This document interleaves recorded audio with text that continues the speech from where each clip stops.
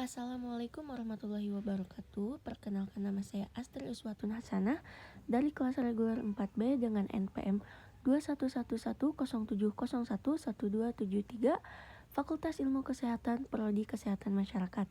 Di sini saya akan menjelaskan materi untuk tugas UAS mata kuliah Islam disiplin ilmu kesehatan. Materi yang pertama yaitu kesehatan lingkungan dalam perspektif Islam. Masalah lingkungan kalau tidak terjaga akan terjadi kerusakan di daratan dan lautan maupun jagat raya. Karena kerusakan ini tidak hanya di dunia tetapi akan berdampak pada dunia akhirat. Maka kalau ditinjau dari perspektif Islam, salah satu tugas manusia di muka bumi itu punya hubungan. Selain berhubungan vertikal, ia juga mempunyai hubungan horizontal. Hubungan horizontal itu terdiri dari hubungan yang berbuat baik terhadap sesama manusia. Begitu juga hubungan horizontal adalah manusia dengan alam sekitar. Kita dilarang melakukan kerusakan-kerusakan di jagat raya ini. Kuta dalam perspektif Islam membuang sesuatu sekecil apapun yang mengganggu alam manusia, itu hukumnya haram.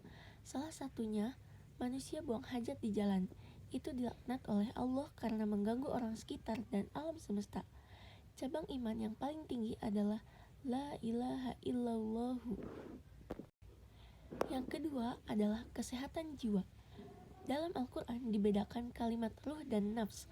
Walaupun diterjemahkan dalam bahasa Indonesia itu jiwa, padahal berbeda. Letak perbedaannya itu adalah ditinjau dari sisi peletakan maknanya dan juga spesifikasinya. Ruh itu urusan Allah Subhanahu wa Ta'ala. Tapi ketika ruh itu sudah ditiupkan ke dalam diri manusia, disitulah kehidupan dimulai.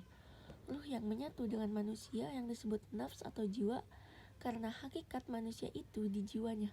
Allah tidak melihat dari fisik, maka dari itu sungguh rugi manusia yang mengotori jiwanya. Selanjutnya ada determinan kesehatan. Dalam Islam, faktor kesehatan tidak hanya dipengaruhi masalah lingkungannya, gaya hidup, keturunan, atau pelayanan kesehatan, tapi juga dipengaruhi faktor iman dan faktor ibadah. Karena semakin dalam keimanan seseorang dan semakin tinggi ibadah seseorang itu sangat mempengaruhi ketenangan jiwa. Maka faktor ibadah dan faktor iman menjadi penentu status kesehatan seseorang. Demikian juga dari sisi doa. Jadi sehat juga dipengaruhi dari sisi doa. Maka dari itu Nabi memerintahkan minimal pagi dan petang itu minta kesehatan. Karena doa dan zikir itu menyehatkan, memberikan energi positif bagi jiwa kita. Selanjutnya kesehatan reproduksi. Berkaitan dengan menstruasi atau haid dan ini siklus reproduksi yang menandakan sehat. Maka dari itu, perempuan yang sudah haid mampu untuk bereproduksi, artinya sebagian rukun iman mengalami proses kehamilan dan melahirkan. Dan ini akan membuat kehidupan dengan adanya kelahiran manusia yang baru. Allah berfirman tentang masalah haid pada surah Al-Baqarah ayat 222, yaitu bahwa haid adalah darah kotor. Maka jaga jarak atau jangan digauli sampai keadaan sudah suci. Karena Allah mencintai manusia yang mensucikan dirinya. Maka dari itu wanita yang haid adalah wanita yang normal dan sehat. Dan sebagaimana darahnya dihukumi bahwa darah haid itu najis dan harus dibersihkan. Selanjutnya yaitu menanggulangi wabah LGBT. Terjadi penyimpangan itu terjadi karena bisikan setan yang membengkokkan mereka dari fitrahnya, dari agamanya. Sehingga yang terjadi adalah perkara yang diharamkan dan dihalalkan. Jadi penyimpangan itu selain dari lingkungan bisa juga dari bisikan setan. Karena kebodohan yang terkadang manusia itu tidak bisa membedakan mana yang hak dan mana yang batil. Sebagaimana dulu terjadi adanya penyimpangan pada masa kaumnya Nabi Lut. Itu disebabkan dalam surah Asy-Syura, di mana ada satu kasus yang tidak ada contoh sebelumnya. Sampai Nabi Lut heran karena ada laki-laki menyukai laki-laki, sementara secara fitrah laki-laki itu menyukai perempuan. Sudah dipastikan manusia yang keluar dari fitrahnya atau keluar dari batasannya yang telah ditetapkan oleh Allah. Maka dari itu kaum Nabi Lut ini diazab sangat dahsyat, yaitu bumi itu dibalikan seperti tanah yang diinjak, itu diangkat seperti lalu ke atas lalu ditimpukan ke bawah dan dihujani batu dan berlaku sampai kiamat. Selanjutnya yaitu pelayanan kesehatan Islami. Islam mengajarkan pelayanan kesehatan yang komprehensif. Pelayanan kesehatan yang komprehensif itu sifatnya sempurna dan juga menyeluruh, yang nanti akan berbeda dengan yang lainnya.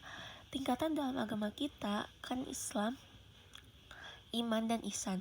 Jadi ihsan itu paling puncaknya ketika kita melayani pasien, bukan sekedar melayani pasien.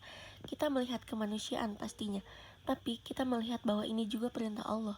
Dan ini adalah kebaikan-kebaikan yang Allah janjikan, dan ini perintah wajib oleh Allah agar kita berbuat baik kepada manusia. Dan yang terakhir yaitu islamisasi masyarakat. Sebagai praktisi kesehatan itu tidak hanya sekedar membimbing atau melakukan penyuluhan kepada masyarakat, tetapi melalui kesehatan kita bertakwa mengajak orang bersikap dan memberikan contoh akhlak yang baik dan memberikan kesan kepada masyarakat. Selain mengedepankan akhlak dan ilmu, kita harus mempunyai prinsip salam penyuluhan kepada masyarakat dan adanya keinginan yang kuat untuk menyehatkan masyarakat sebagai komunitas pilar dalam peradabannya. Mungkin hanya itu saja yang dapat saya sampaikan. Kurang dan lebihnya mohon maaf. Wassalamualaikum warahmatullahi wabarakatuh.